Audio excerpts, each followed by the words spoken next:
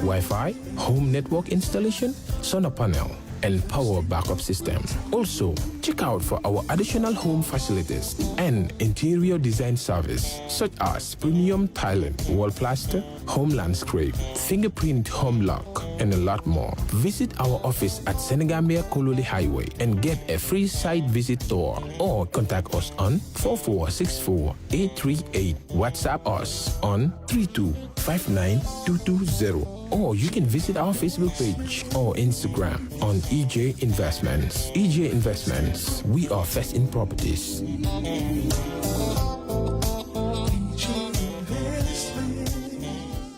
All right. Honey, did you remind him that the last time he sent the money, it was not enough to buy all the provisions? Oh, sorry, I forgot to tell him. Are you guys talking about money transfer to buy provisions? Yes. But don't you know about Baluwo? Baluwo? What is Baluwo? Baluwo is a service that your son can use to send provisions directly to you guys from the shop.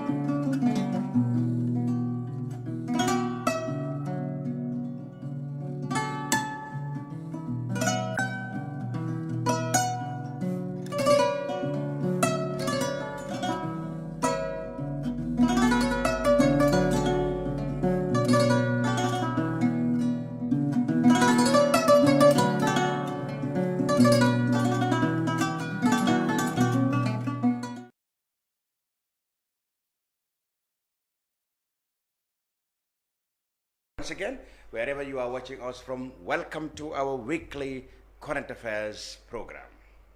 This week we continue with a look on the Gambia's political scene with the with the entry of a new entrant, SO3. Well, SO will be on Kerr Fatou later this evening.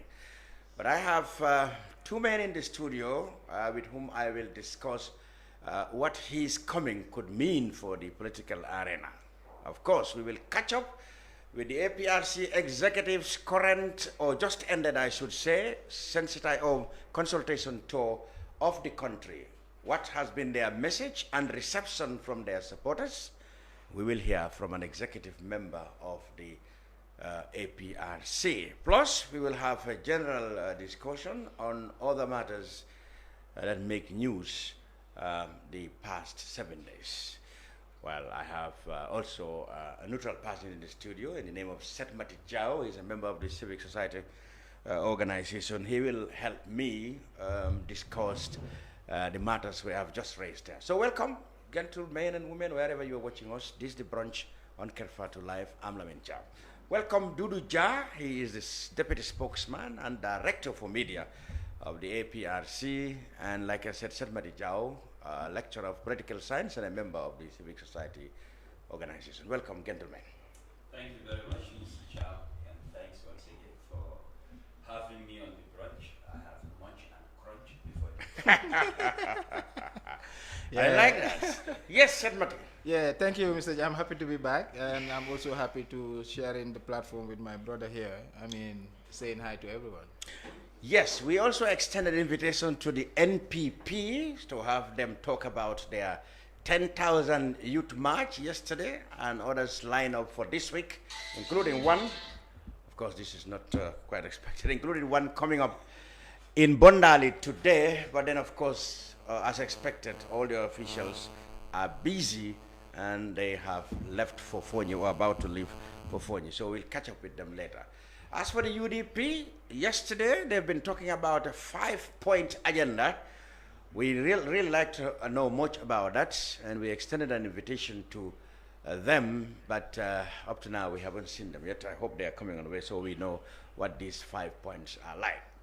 Plus, the Gambia's planned camping in the Comoro Islands for the preparations for the African Nations Cup has been cancelled. We will have a chat with the Director of National Sports Council for an update on that.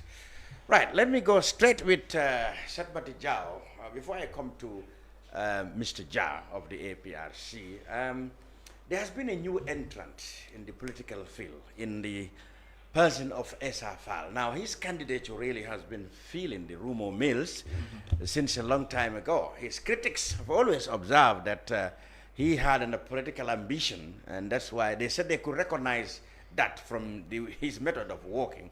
I don't know how they managed to get it right. But then he has always said, that was not the case. His job had nothing to do with an intention or showcasing himself for political material later.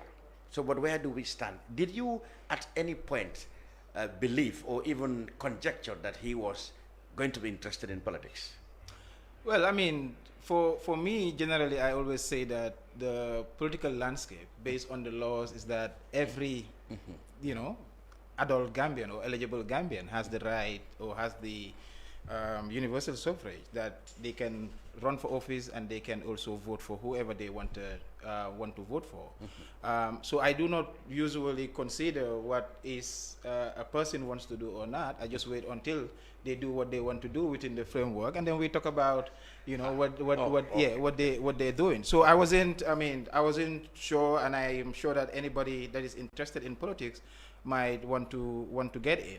But I think what is interesting now is what we are seeing, this kind of trend that we are seeing, is that we are having more what I would consider as, elites, getting into the political framework. And I think ESA is another addition to that. And of course, as a somebody interested in politics and politicians, I'm also very much interested in understanding what he has to offer, and whether he's bringing something new, whether it is almost narrating the same issues that are ongoing, that every other politician is talking about. And so I think for me, these are the issues that needs to come out. But of course, he has joined officially. Like you said, it has been a lot of rumors. Now he's in. I'm not sure how Dodou and others are welcoming him, because at the end of the day, it is part of the nature and the context of the Gambian politics. So generally, I'm happy to see more people coming in, and I think that is good. That is good. You mentioned elites, yes. You had SFL, people we can really scale, categorize as elites or intellectuals. Like we have Dr. Jammeh of the APP. Okay, you have the Democratic Party. You heard of Doumbouya, Dr. Doumbouya, Yusuf Doumbouya. And then, of course, you have a new candidate, which actually emerged from an old, well, not quite old, but one of the newest parties, the National Union. Is it NUP? No, National Unity Party. They had a slight change of flag bearers. Yeah. It's now Jammeh, who used to be the Director General of the Civil. Yes, the Gambia Civic Aviation Authority, Civil Aviation Authority. Yes, how do you react to that? That's not the first time, though. We had the APP of Dr. Gumbo Toure, who we believe to be related. Then Dr. Jan came. What do you think leads to this kind of things? Or is it that the parties are registered and then they look around looking for flag bearers? There are two things. One, we need to understand the nature of Gambian politics, and then if you go back, I like to go back as far back as the time of independence. When we saw that the politics in this country was slightly dominated by people we consider that do not have enough education in that sense. And these are people that dominated the politics in terms of the partisan politics. But then you have most of the intellectuals or the well-trained, educated, they were more in the public service, helping run those issues. But at some point, you're talking about a leadership that perhaps is not too aware of the context or the global issues, and then you have a technocrat that are they like the foot soldiers, and then you have a decision that has not been coming from a top they considered not educated. But what we have seen since the change of government, and I think also Jammeh contributed to that, that a lot of the intellectuals kind of run away from politics in the sense that the nature of the politics was too grassroots, and then if you're looking at intellectual, they're more around there. And how do you engage in that kind of politics? So it was a very difficult environment for them. But now I feel like after the 2016, of course, maybe the laws are still the same, everything is still the same, but you have seen progress in terms of the the party politics, and yesterday I was talking about democracy in practice, because you're saying that. Today I don't think, I mean, in terms of the media access, it is not only MPP that has media access. Every political party in this country, they have access to the media, for instance, pushing there. So this is an environment where people, like what I always use, at least to be very careful, because, I mean, we need to be. So at the end of the day, you see that these people are coming in because the space is more free, nobody is saying anything, they have a group of people that can also listen. But then what you also see in terms of the growth that is coming up, you see that it is also leading to a lot of what we call elite fragmentation, which is also one of the biggest problems in this country. So, I mean, so these are issues that, we need to bring out there as much as we are seeing progress, to see how also we can understand them. Yes, I really wanted to engage you more before I move into Dodou Jah, whom I think will have an agenda in this matter. But then, okay, many people believe that these intellectuals, much as they may look to bring knowledge, experience, and perhaps the right requisites to the table, but they never had political connection in the country, unlike the much established parties whose supporters seem to be entrenched because of the ideological differences they have been enjoying, or they are so entrenched that is it quite possible that these intellectuals will find it difficult to gather support, because already the supporters are already entrenched in one party or the other, the existing ones? Wouldn't it be wise if, as others suggested, they align themselves to one of the big ones? Yeah, I mean, I talked about elite fragmentation because, of course, everybody is coming and saying, well, we are the best because we have the knowledge, we have this and that and that. But Gambian politics is local. And this is where you're saying, and I think Dodou will also agree on that, is that it is more about the retail, how much, because it's about also a number in terms of the nature. How do you get the numbers to ensure that you win elections? I mean, of course, we have seen parties like DOI that has been for the past 30 or something years been engaged more in terms of the policy debates, and I think that makes them relevant. That makes them relevant even though they don't get the required vote. I think, so I think for us the politics is local, and that's why you see bigger parties like the UDP and PP, even APRC in the past. I mean, they're grounded on the local. And today we are seeing also Citizen Alliance going down into the local, even though you classify them perhaps as part of the ideological party and all those things. And so going local also require one to understand what is it the people, I mean, when I say local, I mean the grassroots. I mean, what is it that the people at the grassroots level are talking about? I mean, one, they don't have enough information like we do, because we have easy access, and if the news is out today, we get it before them. I mean, how do you ensure that you address some of the social and other issues that are within them? How do you mobilize them, on what basis? I mean, these are all critical questions that also, of course, these people that are coming into the framework newly, I mean, need to understand. That's why sometimes, when I have this debate with Dodou and other politicians, I keep saying that I don't understand Gambian politics. Because when I say this, next minute, and I have some of my friends say, you don't understand the Gambian politics. But because it's so fluid and it's so local, I mean, in the sense that it is at the bottom, and to get the numbers, you have to be there. You have to be there, you have to be like them. People want to see themselves in you.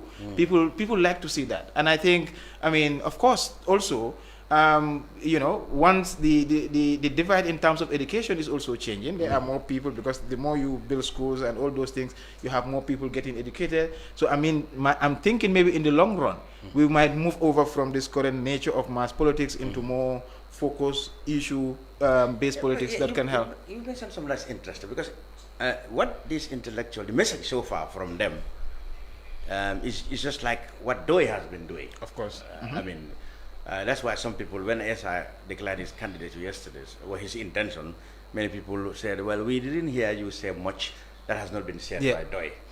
But like you said politics is at the grassroots nature, and you have to bring yourself down there. Of course. But then, of course, DOI had always disagreed that the methods used by these other parties is not progressive, it's corrupt. I mean, and it is retrogressive. So they had a method that they want everybody to think for themselves. But then, of course, time. How long do you have to wait for people Yeah. to reach that maturity? That has been the argument against them. Yeah. But then, yes. So, is it the same fate that these intellectuals are going to face if they don't change their? I mean, you see, politics is not part of our culture, if we may say that. I mean, it was introduced to us in the 50s, and it started in Banjul, and then it subsequently moved into the protectorate based on the fact that the colonialists wanted them, and this have to follow real struggle by the chiefs and some of the protectorate people that were also living in Banjul. So these were people that, so we can say that politics was exported to the local communities, and the nature at independence was about just mobilizing the people. Like that, of course, this is it, we're gonna do this, we're gonna do that. And that was the easiest way to mobilize, you know, people that concerns are more about how do they address their current political situation. But for their method, and I think this is it has been a genuine criticism that, like, in the sense that they are not culturally connected to the people at the grassroots. For that, you know, sometimes there have been stories of them going and eating their own food or cooking their own food.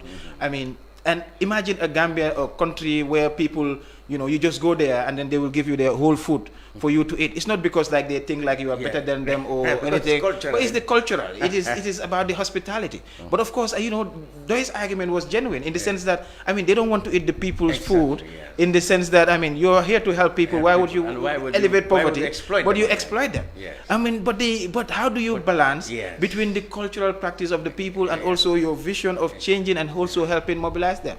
So the approach has been, first we need to educate the people and then we mobilize them. And that, like, you know, that takes forever compared to people that want to get to power and then confuse the people and induce them. So you do that, you get the power, and then you effect the change. For me, it is more about strategy.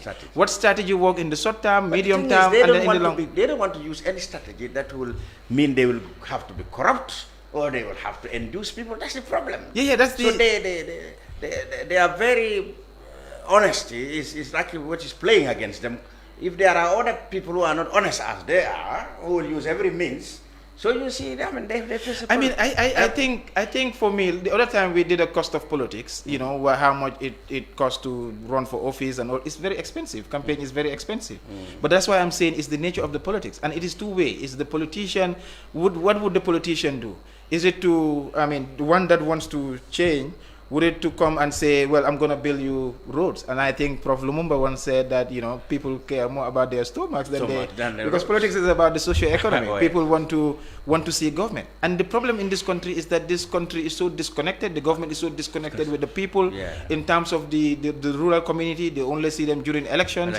I mean, and in terms of their policy, they've not been addressed. So we see that the problem in this country are addressed through political means rather than, you know, administratively or other policy processes which shouldn't be political, but rather addressing the needs and aspirations of the people. So I think, so, I mean, at some point, I mean, and we are seeing it from the NPP side, they are more anti-intellectual, and then we are seeing, like yesterday I listened to Esa saying that, I mean, it is the intellectuals that should lead this country because they have the knowledge and they have those things. I mean, for me as a political scientist, this is generating very interesting, you know, discussions and dynamics. And how do we address that? We will continue to see some sort of a cleavage that exists between the educated and non, that's what our problem, because if you listen to comments from President Barrow's camp, for example, you know, they've always been critical of people who label them as, you know, not educated or lowly educated. They've always said, where were these intellectuals when we were liberating the country?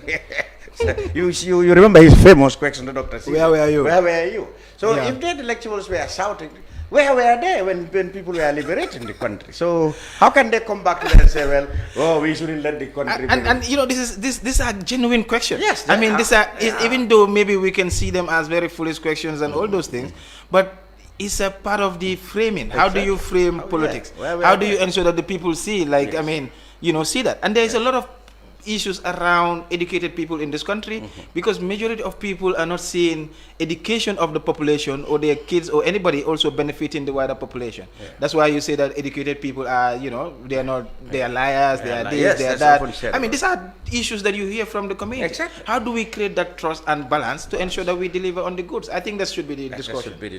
Well, let's talk to Mr. Jah. I know you will not welcome some of these new parties that are coming, like Mr. Jah, but then how do you react to the coming into the scene of new political parties or new individuals who we naturally can be classified as intellectuals who said, come on, we need educated people to run affairs of the country and not people, as they said, who are not quite educated, as they said is the case now.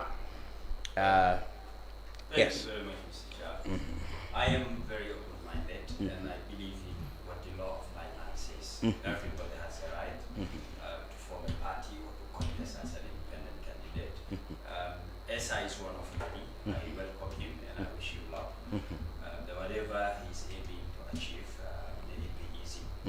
Being part of the inter-party committee, that alone makes me tolerant. Yes, tolerance to other parties. Yes, yes, yes. Everybody has every right to form your political party on an independent ticket, then you contest. But talking about the realities of the ground, politics is diverse from one country to another. That is my belief and based on my own findings. Now, coming to Africa, there are three things that binds us together. You go to any African country, you'll find it there.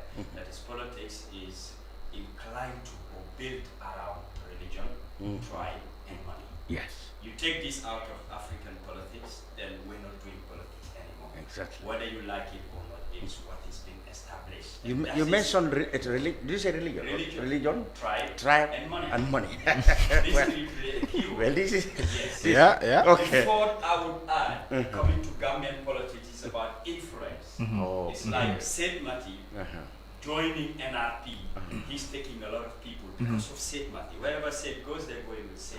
That's the influence on the Yeah, ground. yeah. This is why you see people defecting from one party to the another other, in yes. their dozens, Yeah. some of them in their hundreds. It Okay. is happening. Okay. Okay, all this you must not take it to be like you must be an intellectual or an elite for this to become a reality. No, Oh. it's definitely important to be educated.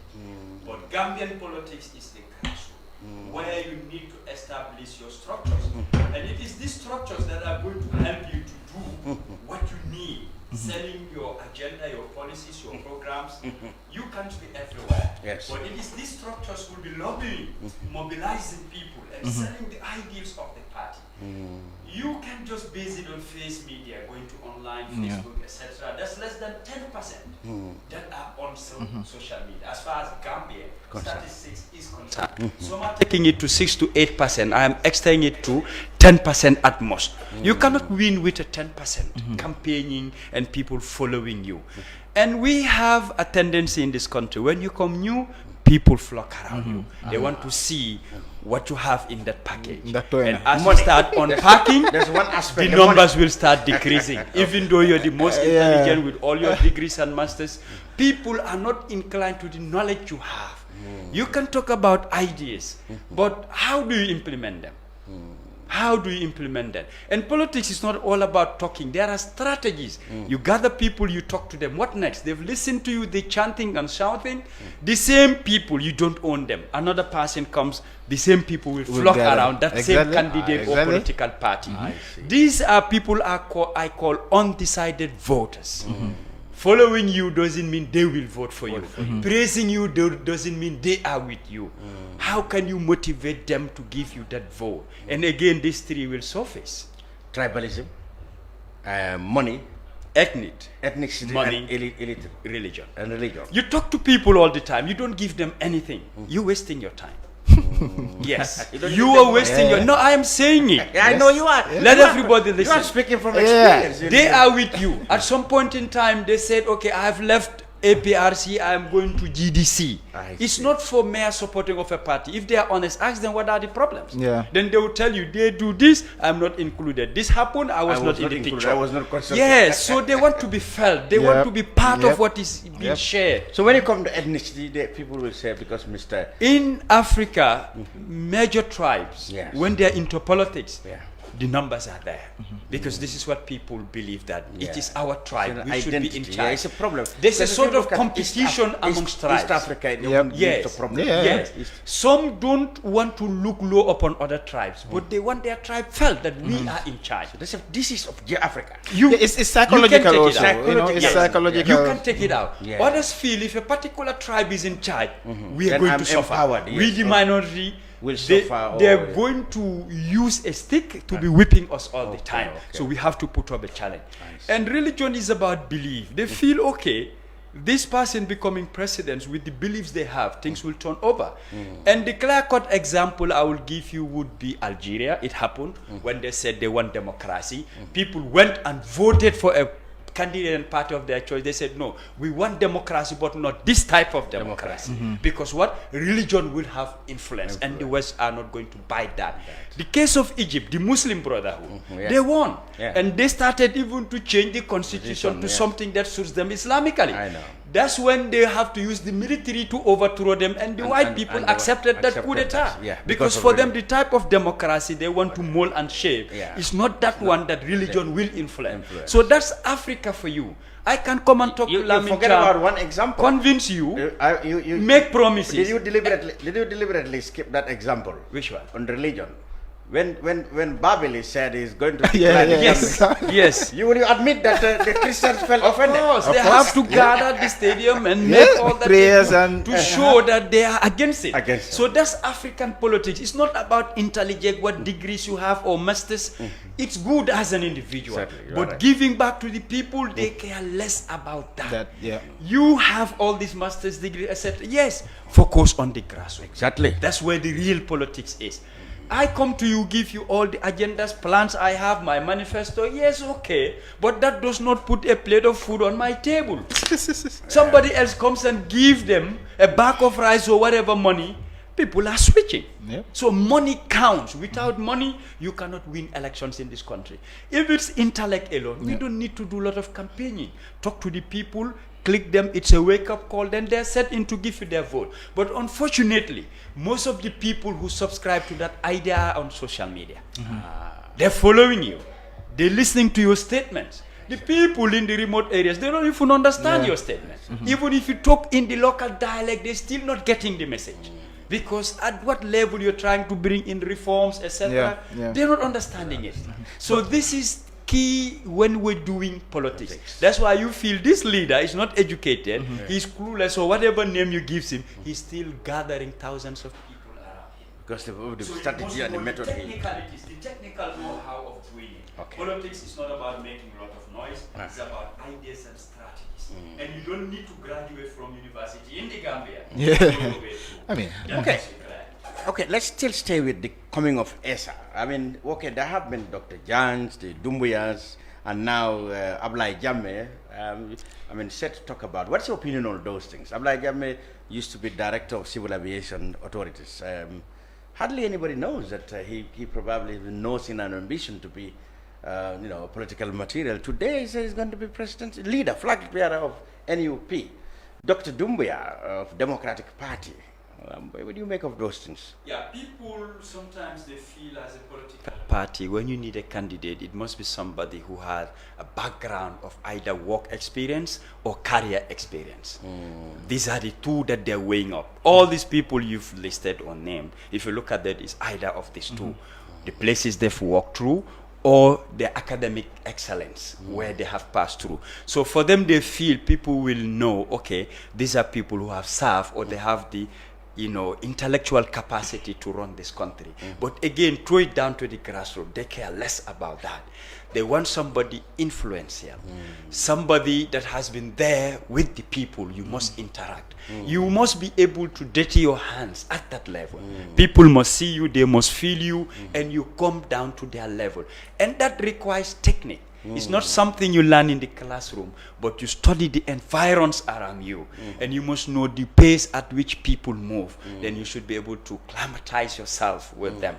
This is where most leaders are missing that point. When people go down to rallies, listen to their messages. Most of them, they have their manifestos, programs, and policies, but they're not talking about it. They're trying to throw something at the people for them to bite. So they talk about issues generally that affects them. And they focus on that to lobby people's support, to make sure that these people will say, okay, this is the type of leader that is going to take care of our needs. That is more of a survey strategy. We've been working on that, but at some point it gets stuck. That is, you pick people, send them to places and areas. They must find out what are their challenges, what are the things that they need in disguise. They don't have to come and tell you, I am APRC. So you recruit and trade people that are not known publicly. They go down there disguised as an organization. We're on a server. They need the data. Yeah. And it is you to take that data, visualize it, and see how to break it into pieces and take it back to the people.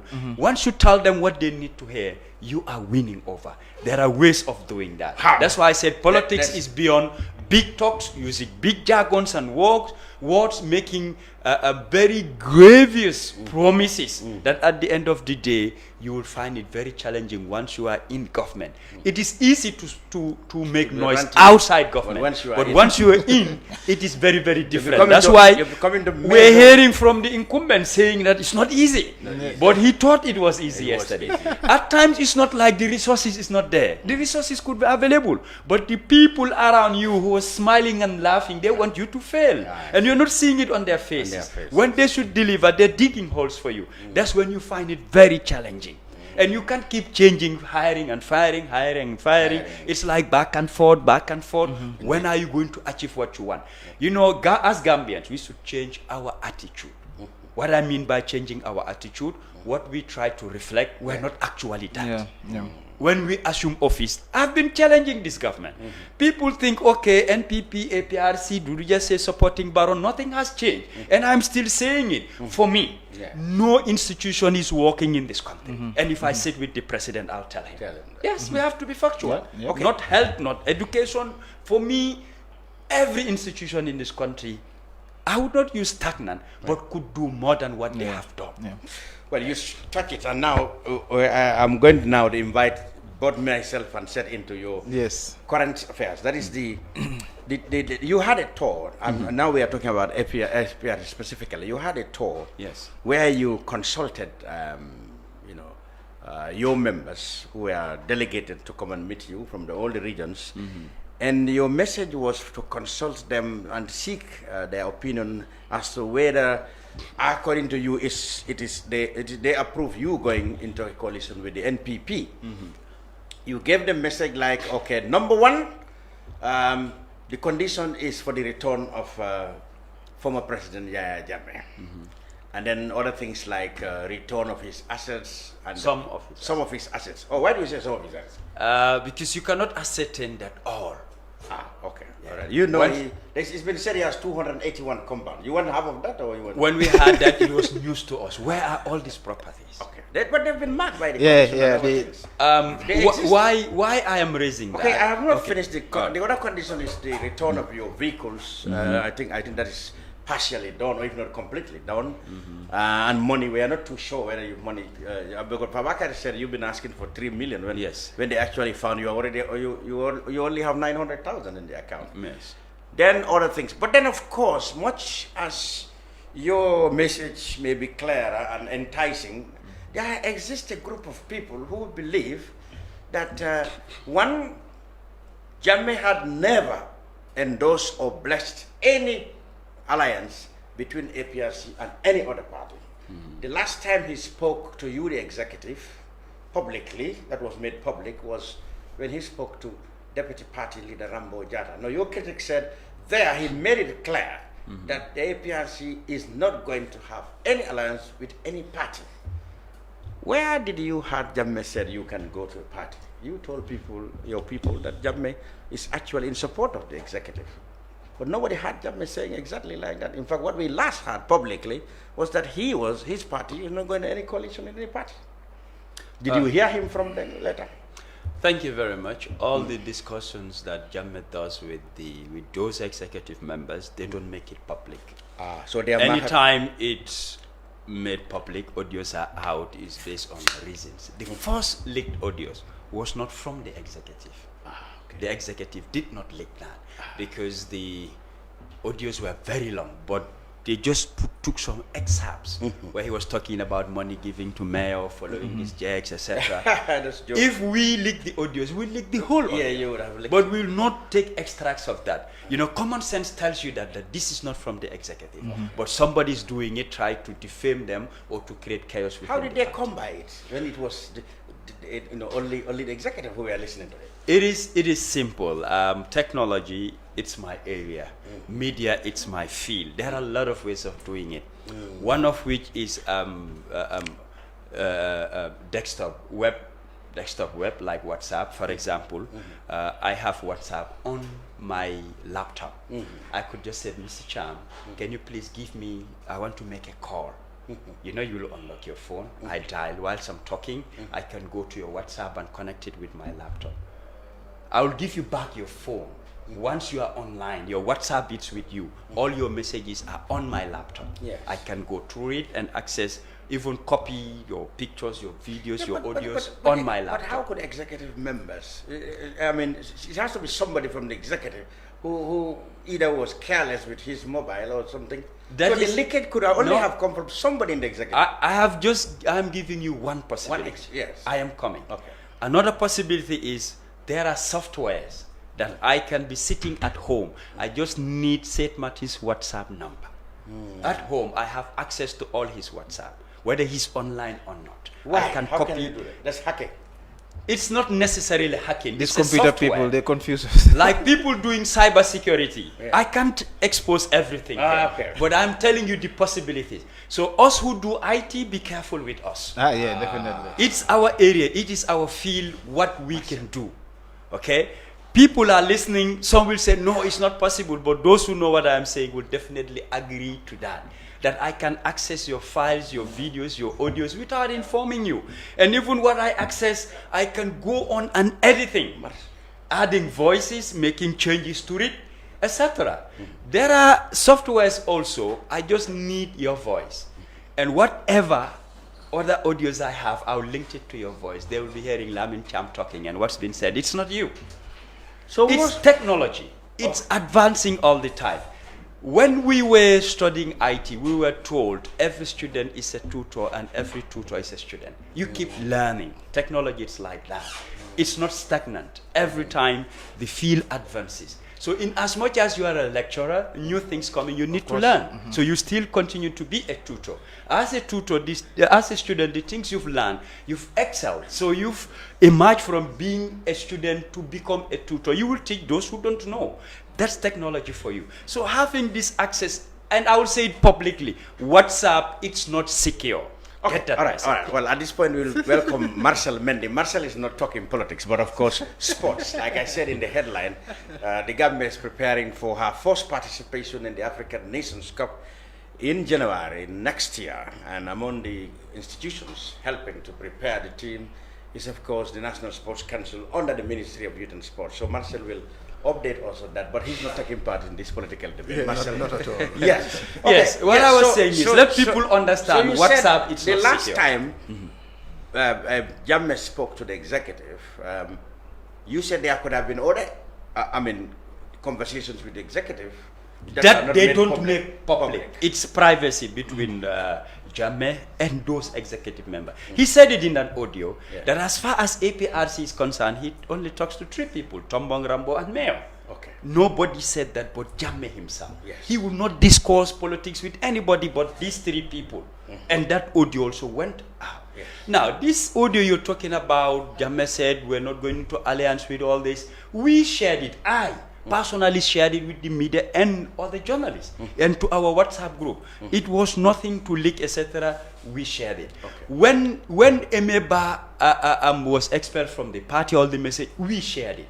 And that audio was when Suleiman Sigul Nyasi and co were expelled from the party because they were defiant. They used the press release I made changes and said they've also expelled us. So we're going back and forth. When we go to the media, they go to the media. I came up with the idea that this is not helping. When you kill somebody, I said bury them, then it's game Oh. They said, how? I said, let Jammeh come and talk. Because they said nobody can expel them from the party but Jammeh. That's why those audios came and we shared it. So it does not mean whatever Jammeh discusses with the executive, we throw it out there in the market. We don't do that. Yeah, but and when it is when that audio was said, after that, communications have been going on. What did they discuss with Jammeh? Was it public knowledge? No. So the executive, if they tell you he's in the picture, he gives the green light. They have their facts where they base it. That's why they're saying it is not something like they made up. And again, the tax of this executive is from Congress. Started 2018. And this last Congress in February, the Congress resolutions are there. And Congress is highest authority in the party. Whatever Congress brings forth, if you want to change it, you wait for another Congress, or you organize an extraordinary Congress. Even the executive has no powers to change that. Not Jammeh, not the executive. I'm telling you the APRC constitution, and you can go and find out for yourself. Okay. So we are following the Congress resolutions, and it is the same Congress resolution that tasks the executive to engage political parties and look for a possible alliance. How was the reception? You shared majority of the people you consulted agreed to you to go to court. Yes. But you still have an executive member in the likes of Dodou Jah APRC. No, Jerendi is not an executive member. Abdou is the national youth mobilizer. But he doesn't agree with you. He's just and one person. He has a lot of support from people who might not necessarily be the executive. We listen to audios coming out, people attacking the executive. People even threaten that they are going to come with their own flag bearer in November. You need to understand the laws, and you need to understand politics. Yeah. It's very unfortunate that people make a lot of noise. Their own flag bearer under an independent ticket, no problem. That's what but not using APRC. No, they can't do that. You go to IEC, there are names there. Yeah, I know that. And if these people are not on board, IEC are not recognizing them. Yeah, so they're wasting their time. If people can say APRC, we're going solo, are you an executive member? No. Yeah. Where are you going to make that decision from? Well, that's what you said. They may come with an independent candidate who can claim to be the real flag bearer who will look for APRC voters. I've said earlier on that the political parties in this country is based on structures. Based on these structures, we went around with our tour. If, for instance, they, with their independent flag bearer, they want to tour this country under the name of APRC, they're not getting to these structures. Yeah, but they naturally can go. These regional chairpersons are all executive members. I know. And whatever the executive decides is what they filter. And people listen to them. That's why the tour we did, the audios and videos are there. Constituency chairpersons will tell you we are with our regional chairperson and we're behind the executive. Yeah, but these are the structures. They can go to APRC strongholds and said, we are supporters. We are supporting Yahya Jammeh. We think the executive are not supporting Yahya Jammeh. You can vote for us. There's no law that can stop them from doing that. Them voting for them, is it that for Yahya Jammeh's interest? So they could come and say, we are supporting Yahya Jammeh. The executive are not. Vote for us if you like Jammeh. They can do that. How many votes? Anybody can go to UDP or NPP and say, don't vote for Barrow, vote for us. Again, politics is about numbers. I've said it since 2019. That no single political party can win elections in this country. People have, their own views and say, no, that cannot be possible. I've said it a very long time ago. If parties who can win, and with utmost respect, when you talk about big political parties in this country, you count APRC, UDP, NPP as the incumbent, then GDC. Big parties that you can give them venues and they pack people there. These are the four political parties. And even people are talking as far as coalitions are concerned. They said UDP, APRC, NPP, any two would win elections, any two. They're even leaving GDC out because of recent, the dynamics is changing. Well, NPP is eating them. Yes. Even for us, APRC, we're just recently from a tour. In some places, we have lost our people to NPP. They tell you that we cannot work against government. We're APRC, but we're working with government. That's their interest. That makes your job easier.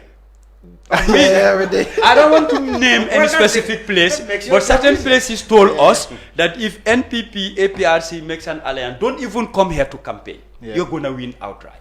Don't even come to campaign.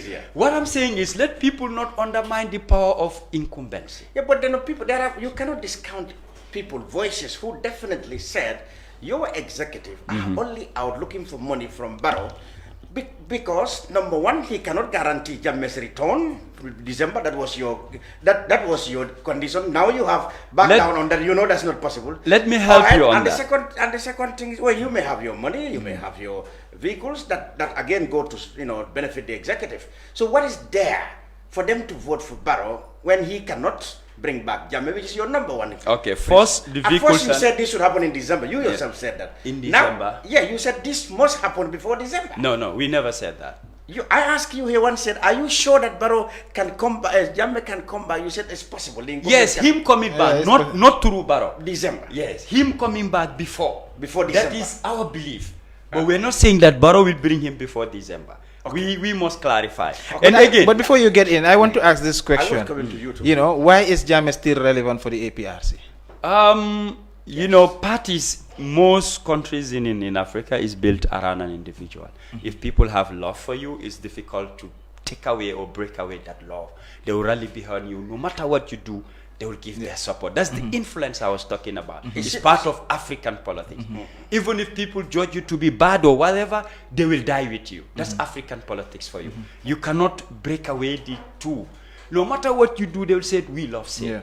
So what is there, like the critics said, what is there for the APRC rank and file to vote for Barrow when number one, he cannot guarantee Jammeh's return, which is the principal condition? Yes, I want to clarify that. Why? That's why I said first, the vehicles and money is not meant for the executive. Yeah. It's for the party. What's painted on those pickups is APRC. The money went to the executive. They are the ones spending it, isn't it? On behalf of the party. They're not spending it. That money is yet to be touched. Not even a dollar has been spent. So the money has been returned, isn't it? No. Or it wasn't returned because... No. What I mean, that 3 million is not for the executive, but the party. Okay. Each region will receive a pickup and some amount in that money. Okay. Because they needed to do their movements, campaigning, etc. This is where I am coming. So it's not correct to say that the executive is looking for their personal interest? No. I use my vehicle. I fuel my vehicle. When we go for tours, they fuel vehicles. In as much as they fuel vehicles, sometimes you will have to top up some money. For example, we went to Basse. They said fueling vehicles now won't be done until summer. When we go to Jara Soma. And some people were already running down on fuel, but they said they will not fuel unless we reach to Jara Soma. So people have to dip their hands in their pocket and fuel their vehicles, because it's like a rule for one, rule for all. But vehicles are different. Let's some of them has big tanks, some of them their tanks are small. Let's concentrate on this. Yes. Yeah, the principle. The money and the pickups is going to the regions, and the money will be divided. The party does not give everything and leave it zero. There will be an amount left with the APRC account, but it's meant for the people. They will not see Dodou Jah driving any pickup. I have my vehicle and I take care of myself. And again, what would we benefit? Jammeh coming back. Barrow said it. People make a lot of noise that he alone cannot bring Jammeh back. Yes. We're living in a country. We have laws and we're talking about democracy. Barrow saying, Jammeh, you are welcome, you can sit here. It's one thing. What is protecting him? What protected Jawara, the former president? Laws that were taken to parliament, and the parliamentarians endorse it, that he will be entitled to this, he will receive this and that. The same thing has to happen to Jammeh. Coming is one thing. How are you coming? So I believe Barrow was speaking at that perspective. Presidents are not lawmakers. They can make recommendations, but it is parliamentarians who will say, yes, this is a law, or no, we don't agree to it. I think this is the perspective, him saying, I cannot bring him alone. He's the president, Did yes. you realize a change in Barrow's tone? Because Barrow's government had always said, even as late as early this year, Hamad Ba said, if Jammeh steps his foot here, he's going to face justice. The Attorney General before him, Batambiru made it categorically clear that Jammeh belongs to history, and whenever he steps his foot anywhere, he has no guarantee of his security. He will be arrested. Now you said Barrow, you notice Barrow's changing his position. You recognize that? Changing like how? Well, his government has been hardline on that. Now he said, I alone cannot do it. Yes. I can do it. I have to do it with parliament. Is that not a change of it? Yes, politics. You naturally recognize he's changing his. It was all about politics. Oh, so it's politics. He can say things tomorrow and The likes of He said that. he himself said that. The likes of Batambedu wouldn't want Jammeh back. Because when he was in charge, What about Hamad Bah? lot of things What went about wrong. Hamad Bah? Ahmad Bah is accused of, you know, shifting Jammeh's cattle from point A to point B. so he would not like. He wouldn't be very happy he's to very have Jammeh influential back. in the government. I am telling He's very you, influential in Barrow's government. he's the tourism minister. He does not make laws, and he does not have the authority to But make these those people decisions. are the most Lot of influential people around Barrow. lot of people in cabinet now wouldn't be happy to see Jammeh back. And yet, ye are the advisors of Barrows.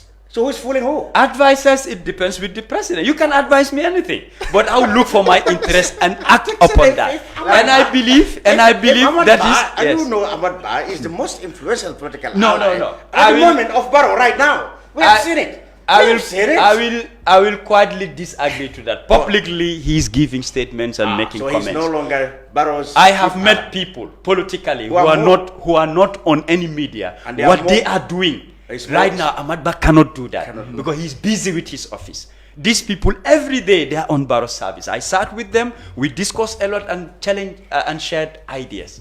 I was really amazed and touched to see the work that they did.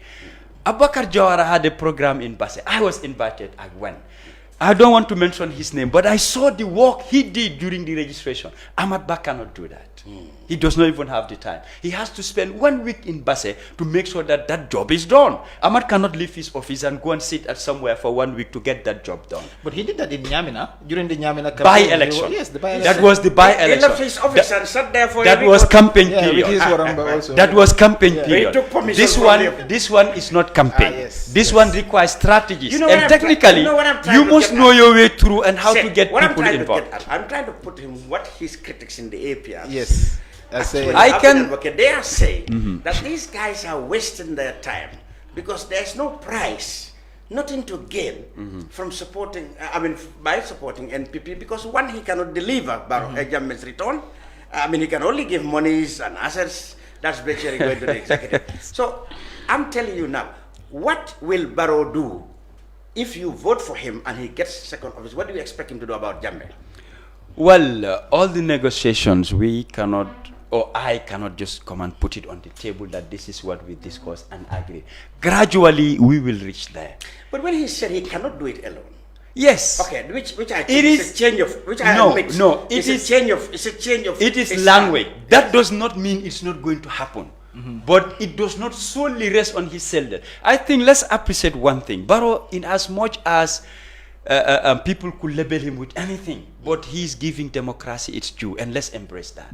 That's why we said we make our own dictators. Okay, listen. If somebody is trying to create a level playing field that I have the powers, Okay, listen, but let's- I want let's go Dudu back to and that. Sait to partake in achieving let's go something, back to that. we said no, Now- drop them, now, you do it did alone. not- there's something you did not make clear. We will know whether Barrow actually stuck to the process. How did you get back your vehicles and money? Because for all we know, Yes. they were seized by the Jammeh Commission's recommendations. How do you get them back? Well, the approach came from the NPP. We've been following the coalition government through the president since 2017. NPP came about last year. They're less than 2 years old. People must not confuse the So two. how did you get it back? Was it Barrow who gave you or the Gambia government? I am coming to that. Yes. Because I'm trying to clarify here. Because people are saying, since 2018, we've been saying there was no coalition talks. We were going after You did not APRC answer my property. question. Is it No, NPP if I don't supporters? clarify this No, point, is it NPP supporters who cough with this money and give it to you in the name of Barrow, or is it Barrow who went back to take this money and give it to you outright without due process? Like I'm the- asking. like I How told did you, get your the- money? Who gave it to you? the people I met at State House, those who were there, They are the one who gave it. they engaged the president. One amongst them, one individual, I don't want to mention his name, Yeah, he told the president that what these people are asking for, if you don't give it to them, I will buy it for them. And I know this individual. He's a friend and a brother. We communicate all the time. He promised the president. He is very close to the president, but he assured him, you either give it to them or I give it to them.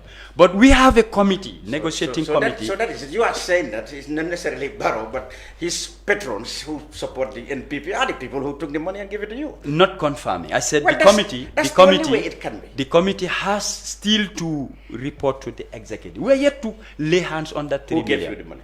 You still don't know that. That's what I'm saying. I still cannot tell is A, But B, Bakar or C. almost said it that at a meeting in Sierra that it is Barrow supporters who actually came and said we will do this. Well, Barrow supporters are many, but who amongst them? No, we will get I to know. want to know whether Barrow gave you the money, which he cannot without due process, This is or it is his supporters who gave you the money. People want to know that. You should be transparent on that. Who gave you the money? This is what I am saying. I'm yet to know who exactly gave that money. I said it in one of my interviews. But it was. Is it but government? was Is given it in the Barrow? name Or is it was, one of It was his given people? in the name of NPP or Barrow. No, NPP. NPP. Yes, in Which the is name Barrow. of NPP. Which is Because they had interest in working with the APRC. Exactly. We said we cannot discuss anything. Give us first our vehicles and money before we start any negotiation. And this negotiation, people have been making noise.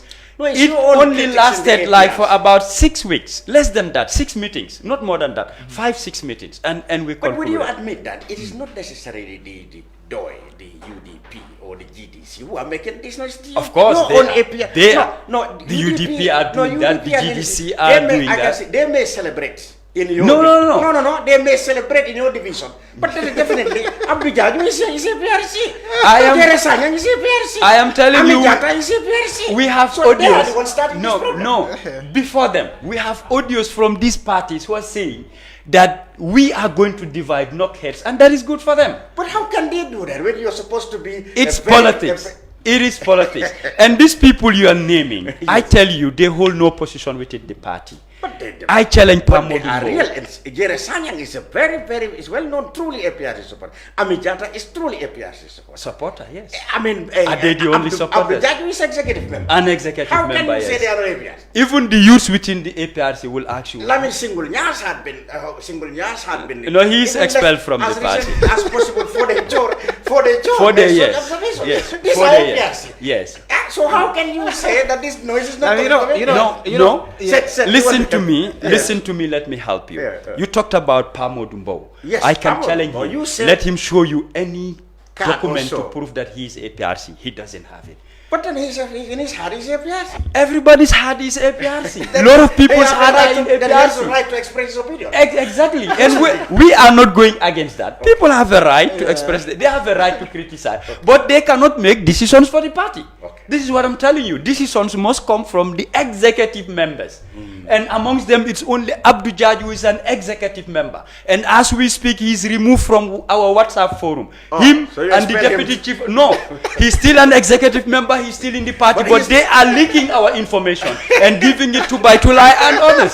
Since we remove them, Baitulai is not telling us you are meeting this day and at this time. You are mentioning somebody. Like I said, our IT team, we're good at what we do. When we suspected people who are doing it are executive members, we went through their WhatsApp. So the And we have the evidences. This is why we removed them. The quarrel is within APRC. Lami, not DDC. Lami, So you know, want to help You're me. not listening to me I'm more. listening to you now. No, What I'm telling you, Let's listen You to that. know, I am. This is why I said in the beginning that I do not understand Gambian politics at all. I mean, I have to be. It's so interesting how parties, trying to organize themselves, Yeah. understanding that they have, diversity of membership. Exactly. People that It's good for naturally democracy, it's though. good for democracy. Yes, definitely. But what I am not seeing, especially removing people from the WhatsApp, is about also the internal democratic nature of the party, because parties should fight among themselves. No. You know. Let me help you before you continue. Now, The executive WhatsApp, it's only entitled to executive members. Members, yes. You cannot take our audios, messages that we share, and you give it to somebody or to other you folks. think that's what Dodou Jah is When doing? yes, and we have proofs of that. Okay. That's what they did. That's why I tell you, our IT team, we're good at what we do.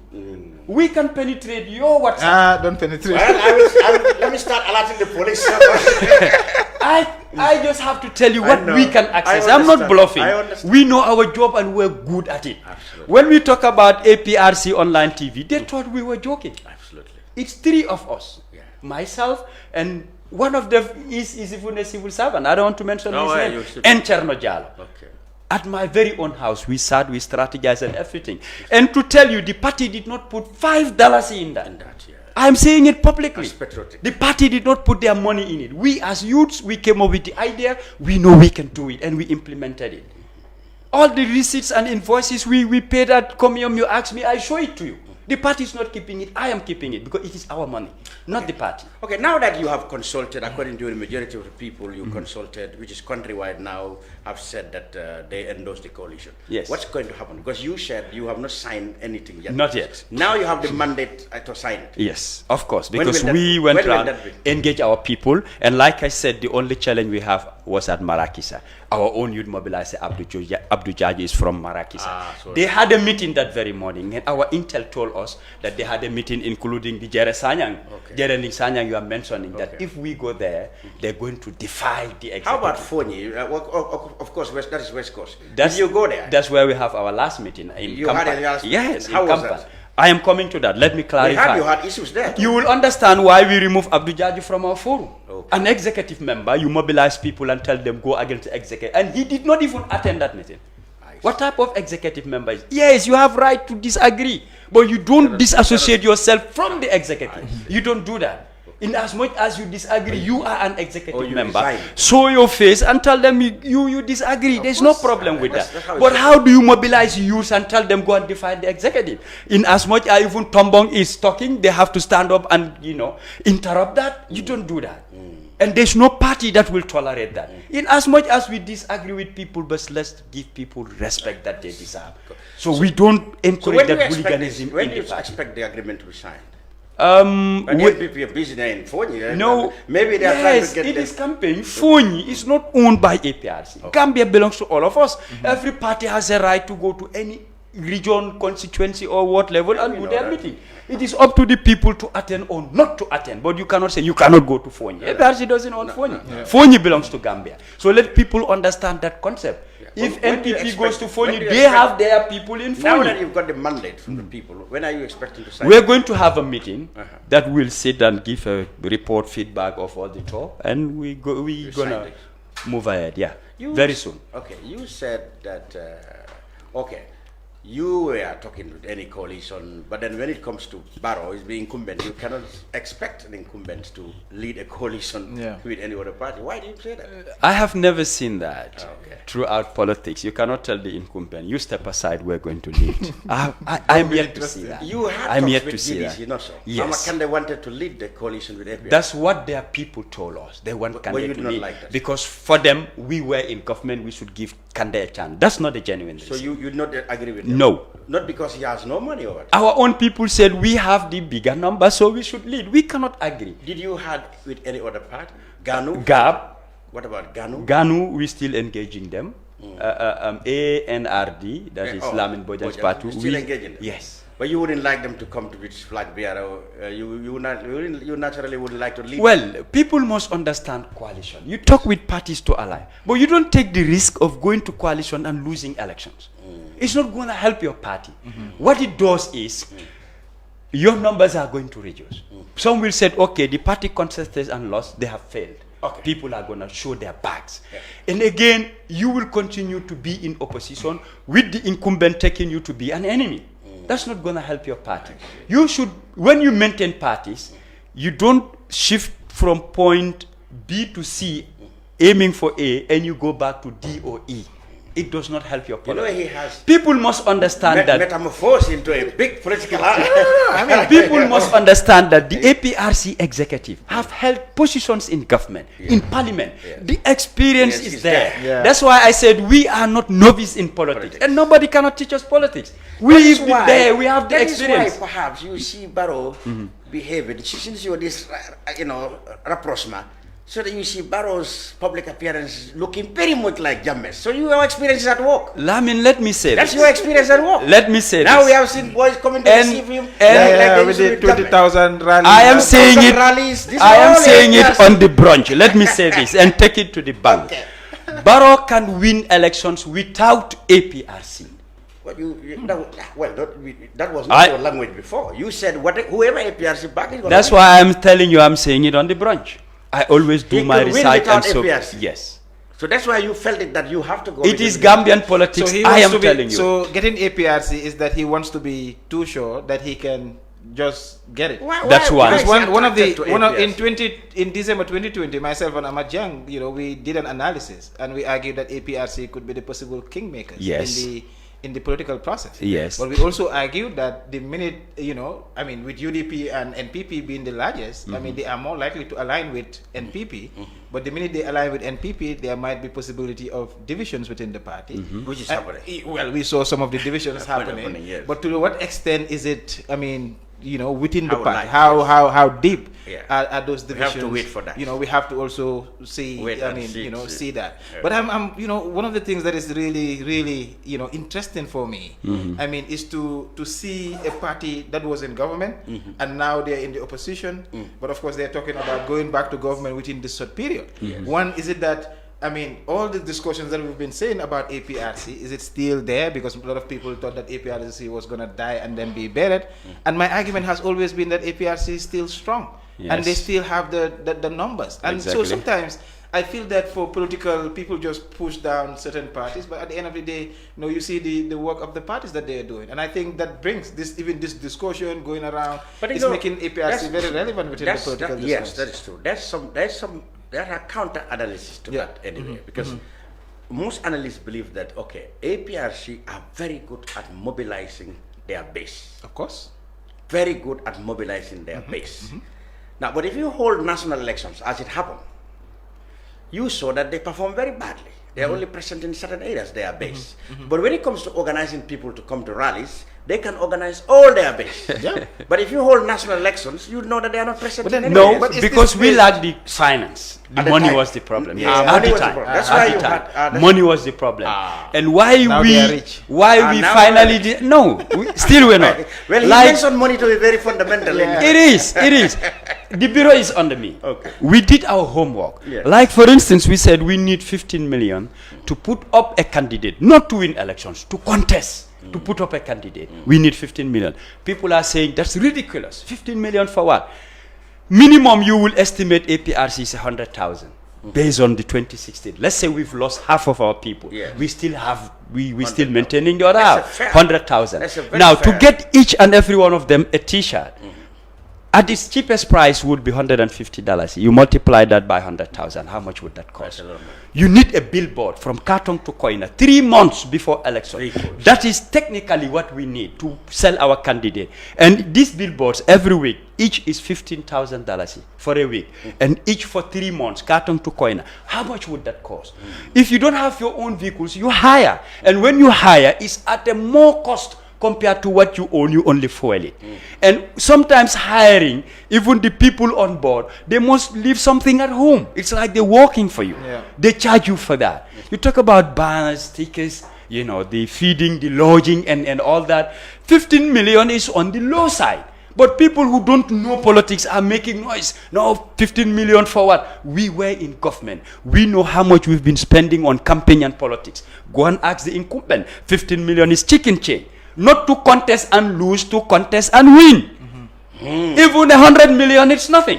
So So people think it is just then you easy. had You it, put up a candidate, you from make what- noise, and boom, you've from won. what he said, we All can- the constituencies, you need to give them money to do their own campaign and mobilization. That they all create their own budgets. Does the party have all that money? No. So all they say, we can go solo, we can go solo. Hello, wake up. We don't have the money. Finally, Yahya Jammeh, despite he being maybe helpless at the moment, because helpless, I said that he's not in the country, he cannot take part directly in the elections. Maybe you could say, given his ego and the type of personality he is, maybe you could say he's helpless. And aren't you people, but despite whatever you hold an opinion of Jammeh, he's not the one who plays second fiddle to anybody. His ego wouldn't allow it. Well, The way we know him, listen, he wouldn't allow to play second fiddle to anybody. Despite the fact that he may be helpless at the moment, he cannot take part directly, he cannot influence things, from course where he he can is. influence. No, listen, I'm saying, but he is not the type who likes to play second fiddle. Aren't you people not exploiting his helplessness now to match his party with Barrow, who naturally he wouldn't have to do business with, given all what happened in between them, but because of his helplessness, you buy, and perhaps, as you people said, your executive once said that if he wants us to run solo, let him bring money. Your executive said it here. Well, Rambo said on Kerr okay, Fatou, Rambo. Yes. He said on Kerr Fatou that if Jammeh wants us to go and let him send money. So, because he is helpless, he may have not got money as he used to have. Is it not that that's the case you are exploiting to get his party to borrow whom he would never have agreed to deal business with? Let me clarify that. Let me clarify that. I wouldn't agree that Jammeh is helpless. I wouldn't agree. I mean, I'm not saying helpless in a way that today he is not here. No, you have the understanding for the people listening. That's why I am clarifying. I said helpless in this context. He cannot take part in this election. I do understand. And he very much wanted to be in this country since 2017. Gambians, he could not. Gambians, so on that aspect, he's helpless. Yes, Gambians, the way they uses the media and their understanding is different. They will come soon label you. Lamin Cham says Jammeh is helpless. No. I know the concept of they Gambia. understand what I'm saying. They don't. No, you know what I'm saying? Okay, let me explain Time and myself. again, I've been misquoted. Let me explain myself. I am saying, in this election, you could say he is helpless because he cannot run directly. I fully understand. He cannot be here. Yes. And good that you are breaking it down. No matter what the circumstance. So in this respect, he may be helpless. And in fact, I gave him credit. I know the kind of personality he is. You can disagree with him, but he's not the one who will play second fiddle to anything. Yes. His ego will not allow it. Jammeh like to be seen to be the man, the strong man. So I'm trying to say, as your critics also said, is it because he's helpless, he cannot influence things now? You are saying that if your party is going to go on your own, let him send money. That's what your executive man No, your executive Rambo said. He's an executive deputy party leader. Yes, he is. So He is. But he's not the mouthpiece of the party. My friend, but he's executive leader of the party. The policies, APRC, we have policies. Yes. And this policy, in our own forum, the party leader, Tombong made it clear that the party's policies comes from him, the spokesperson, and the deputy. And not the deputy leader. No. Unless, but he's deputy leader. Listen, unless the executive delegates somebody. And if that somebody comes, you say, I'm talking on behalf of the executive. But as an individual, you speak your mind. That's what he thinks. That's why I'm telling you, it does not come from the leadership. When lawyer Dabo said the Barrows He's not deputy party leader. No, listen. No, he was party if leader. Tombong says No, it, yes. But Dabo said he was talking for himself. People said, no, you cannot do that. You are the leader of the It is at a different context now. I think it's similar. Okay. It's similar because because people also personalize these individuals. Yes. Like, of course, as long as you are APRC deputy leader, therefore, whenever you speak, you are speaking on behalf of the party. Exactly. I mean, it's like the job. Like for me now, I mean, I do many things. When I'm asking him, I always ask him his personal opinion. I always remind him, Dodou, what's your personal opinion on this? Not APRC. Yes. So when he came here, deputy party leader, I mean, he was pressed. And he said, look, you know what, if Jammeh is saying that we go along, let him send money. I mean, I like this kind I'm of... saying that those kind of statements, are not the type of character we know Jammeh for. You may disagree with him, but he's not the type who will go for mediocrity or for second fiddle, I quite agree. Just because he cannot be here or he cannot influence the things. But he's saying that Jammeh also has influence while he's not here because, of course, he does. What is the influence that he is having now? Yeah, but with which side is he now? Is he the executive or the rebels? There are a lot of people. There are a lot of people in the party who say they will only listen to Jammeh. Let him make an audio and said that we're going for an ad, then they're in. If they don't hear from him, they're out. So he has influence. Is it that because he doesn't? These people do not trust the executive, or I mean, is it that the distance of Jammeh also is influencing that? Because no, for them, Jammeh is the supreme party leader. He's at the peak. So if he doesn't talk, they're not part of it. Like I said, parties are built around an individual. Some people don't see anything but that individual. He mentioned a word here that our party, we're merging it with Barrow. That's not what's going to happen. APRC is APRC. We'll continue to be APRC. We'll wear our asobis, our t-shirts, our flags, our banners under APRC. We are working with them, not surrendering or giving them our party. I have to clarify this for people to understand. We'll continue to do our rallies, our meetings as APRC. We'll hold our congresses to organize as APRC. Your identity... The party is going nowhere. Your entity as APRC it remains. It's only a common interest. Exactly. Yes. That interest, we're saying, like I said, I started it, but I never completed. That if APRC goes solo, Barrow could still win the elections without APRC. But he needs APRC to build this country. Solidify that. Especially to reconcile this country. It's very important. It cannot happen in the absence of APRC. That is the key word there, reconciliation. Now, why would APRC need Barrow to reconcile? If APRC wants to reconcile, it's not necessarily Barrow, the leadership of APRC had harm. There are people here, victims, and they're here. Why don't you directly admit that, look, wrongs have been done. Well, We apologize, or Jammeh record and said, look, I am Jammeh, I was the leader of APRC. Look, I knew I made mistakes. You understand me? I will not go behind people to look for reconciliation. I'm apologizing to all the people in the Gambia. Then in that case, maybe you don't need Barrow. I mean, people will apologize. People accept your apology right away. That is for Jammeh. He was the former head of state. Okay. Me being Dodou Jah, I've been APRC since inception. Who do I have to apologize to? Looking at the commissions, a group of people who did things. Some are you still keeping them, others you can let them go based on the statement. No, I am giving you a definition. But you know, now, if you said reconciliation should you be don't done, necessarily need to go to the commissions. You know that people got killed here. You know that. Jammeh knows that. Of course. Okay, now where is he going to commission? He just directly addressed the nation. I am telling you, the people who did the killing, Yes. some are let loose, Yes. others are still under custody. It shouldn't be that way. All of those happen under Jammeh's rule. Yes. That makes him responsibility in one way or the other. Being the head, Not- yes. He could address the nation and say, look, all the APRC leadership. In fact, far back He there- cannot do that. in fact, He no, cannot do that In being fact- away. in fact, No, far why back- Skype is here, I don't know. In fact, I'm not Fakari- No, Fakari something. has done a lot in that area. He always admit that there have been mistakes. Yes. I always do. Yes. Myself. You always, I always do. Yeah, but then you don't need Barrow for him to reconcile you with people. No. You need yourself No. to directly course, address the of victims. course, no. And say, look, we made mistakes, Gambians. All right? Please, let us march forward, accept our inadequate... Reconciliation here should be national. It shouldn't be APRC But then, as a party Dodou, and some... Dodou, how is reconciling APRC and Barrow reconciling? Because one thing also we need to get from this discussion is that Barrow came through a coalition, and I mean there was division within that coalition that he led. I mean that's a whole group of people that needs reconciliation also. But how would a reconciliation between NPP and APRC lead to national reconciliation? What I'm saying is APRC was in government as a party, and all the happenings happened under APRC. Now, the incumbent today, him being the president, all these commissions and what's going happened under his presidency. Of course. So these are the two that must be linked. There's something that must be connected before we get to the other level. I don't know whether you're seeing But my you point.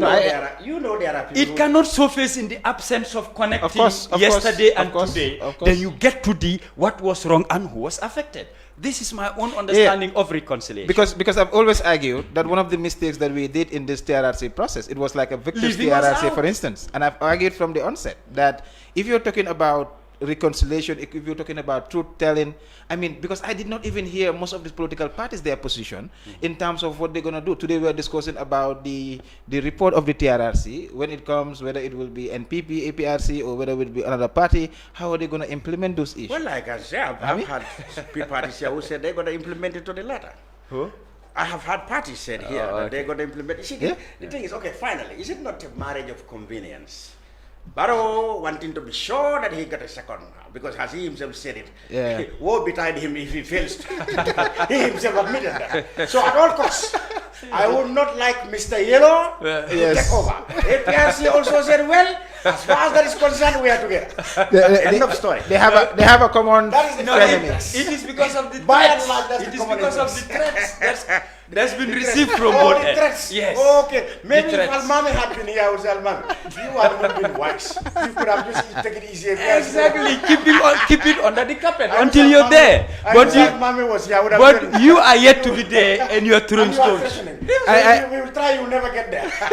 You know, Lami, why sometimes I'm frustrated with our politics, but at some point when I sit back, I really enjoy it. Yeah, because even definitely. if Almami was here, you'll Exactly. hear the If interaction. Almami was here, I would have it will asked be him. really interesting, because sometimes when you go to forums, I go to forums with all of them. Yeah. And the debates, that's why I said, I mean, what we see in the forums where political parties meet, if that was what we see outside, It's good. I mean, the country would move. Our problem is the politics. How do we ensure that we strengthen our politics? Exactly. And for me, I think one way is to ensure that the democratic process is strengthened, is consolidated, and that also involves going back to the political parties, strengthening internal party democracy. We are seeing that happening slowly. Exactly. I mean, people are speaking against their parties. People are speaking against their leaders. Yes. And Which is these are good stuff. Yeah, It's not about this what has been disagreeing. lacking. And political parties are not just bunch where everybody eats domoda. No. Some prefer Mbahal, others super kanja, and others. But There has then to at be some democracy point, with it. should yes, accept the so that diversity. at everybody, because Yeah. it's the diversity, and Yeah. everybody, because people will look at what is their major issue. If today is what domoda they want to eat, they will follow that. I say domoda for the, clearly. But it's about that. It all has to do with the new changes. New changes. You know, on the Dodou Jah's regime, it was unthinkable for anybody to pick someone. Now you should be. Let me say this in 30 seconds. Yes. Personally, I receive a lot of threats from UDP. Oh, really? Most of this I screenshot it and I save it. They're even threatening me that they'll make a naked video for me. I said, be my guest. Let them do so. You didn't hear somebody said he was going to use violence against the president. You heard that? Yes, I mean, sometimes those kind of. That's why I always say that one of the things that we can, for us as civil society, we are interested very much in the credibility of elections, but also in the peacefulness.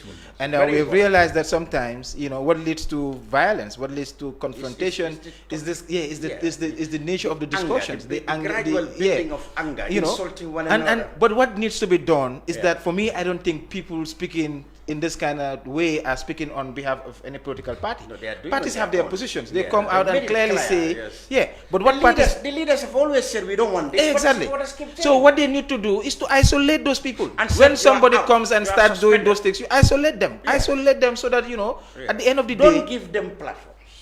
Well, Simple. all of us are interested in sports, particularly football, isn't it? Of course. I was a footballer. And that's why we have Marcel Mendy, the Executive Director of National Sports Council, here, because the Gambia will take part for the first time. You see, there's something bigger than politics. Yeah. That is, we are going something to... that brings us all together, together. Yeah. Second to religion. Yes. That one Football. brings In all religion together. we are fighting over that, Exactly. but this one... That one we cannot fight over. I mean, we all want our nation to go there and really impress. But then so far, we want to catch up with Marcel Mendy, whose office, the National Sports Council, under the ministry, the technical arm of this Ministry of Youth and Sports, are working to prepare our participation. One, you are working on setting up a national coordination committee. We want to know when and what is the composition of that. Two, we heard that there was going to be a camp in the Comoro Islands in September, but now that has been put off. We want to know what is our preparations. We appreciate what the government has done, of course, for the team in the qualifiers, spending over $100 million, chartering aircrafts when it was difficult, which was necessary because it was difficult for players or clubs to release their players, for them to travel normal because they fear they can contract COVID at airports. So the Gambia government felt it necessary to hire aeroplanes because that will assure club owners that, well, perhaps this one they are secure, they are going to place. So we congratulate and appreciate government's effort in that. But so far, what's our preparation? We've only, 6 months or so, even less than that, 4 months to go. And people are afraid that this politics that we have been discussing is going to make people forget about the football. Yeah. It's going to distract us. Thank you. Your job is to make sure that nobody's distracted. So what have you been doing? Thank you so much, Mr. Cham. It's quite good to be here with you to talk about what we consider to be the most important thing for now. That is the preparation of the national senior football team for the forthcoming AFCON. So far, so good. Everything has been going on very well. It's unfortunate that we had wanted to launch the NCC, the National Coordinating Committee, last week, but it couldn't happen. Why didn't it happen? Well, because we wanted to be sure that it was well done, and as well have the President, His Excellency Adam Barrow, to launch it. But we could not have everything that we needed to do done in order to have a successful one. So it was postponed as a result of that. But I am happy to inform you and inform everyone that, God willing, on Monday at 12 o'clock, it will be launched. At State House? Certainly. You had the word of the President on that? I can confirm that. Okay, so what is this composition of this committee going to look like? The NCC will comprise staff of the ministry, of course, the Sport Council, the GFF, some influential personalities, we call them, the GCCI, the Joint Operations Command, security. The security. Yeah. Why do you need security? You are not hosting the nation's cup.